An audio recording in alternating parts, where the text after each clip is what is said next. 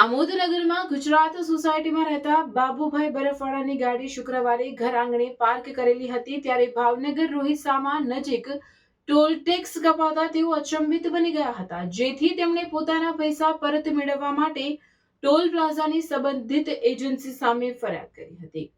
આમોદનગરમાં ગુજરાત સોસાયટીમાં રહેતા બાબુભાઈ બરફવાલા પોતાના કામ અર્થે શુક્રવારના રોજ મુંબઈ ગયા હતા। તેઓની મેગ્નેટ ગાડી GJ16 DS 3540 પોતાના ઘર આંગણામાં પાર્ક કરેલી હતી, છતાં ભાવનગર ખાતે આવેલા રોહિસા ટોલ પ્લાઝા નજીક તેઓનો 115 રૂપિયાનો ટોલ ટેક્સ કપાયો હોવાનો મેસેજ આવતા તેઓ અચંબિત બની ગયા હતા, જેથી તેમણે નેશનલ હાઈવે ઓથોરિટી સામે રોષ વ્યક્ત કર્યો હતો અને પૈસા પરત મેળવવા કાર્યવાહી શરૂ કરી હતી।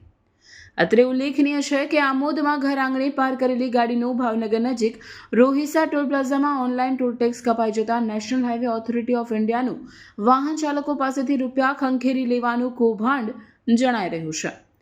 ગાડીના માલિક બાબુ બરફવાલાનું કહેવું છે કે 115 રૂપિયા પરત લેવા માટે 17 જાતના પ્રશ્નોના જવાબ આપવા પડે છે, ત્યારે જે તે ટોલ પ્લાઝાના અધિકારીએ CCTV કેમેરા ફૂટેજ ચેક કરીને નાગરિકોને તેમના રૂપિયા સરળતાથી પરત આપવા જોઈએ તેવી માંગ ઉઠવા પામી છે।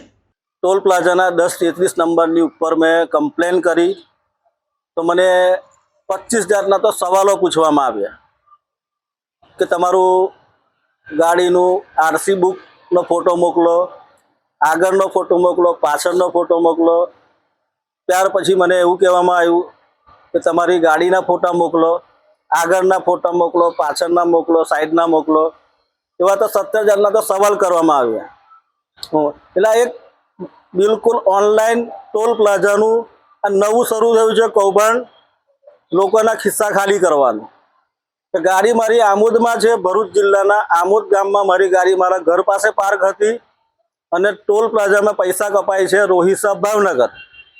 હવે એ પૈસા રિકવર કરવા માટે મારે કેટલું બધું ચાલવાનું?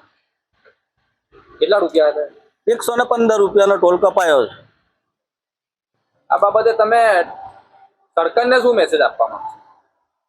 સરકારે આ બધું જે ઓનલાઈન કરેલું છે એને હજુ અપડેટ કરવાની જરૂર છે કે જેથી લોકો પરેશાન ના થાય। જે લોકોને જાણકારી છે એ તો ચાલો ઓનલાઈન કમ્પ્લેન કરીને પણ પોતાના પૈસા રિકવર કરી શકશે, પણ જેમને જાણકારી જ નથી એ બિચારાનું શું થશે? આવા તો 115 કેટલા રૂપિયા સરકાર ભેગા કરશે? કેટલા લોકોના રૂપિયા ખંખેરશે?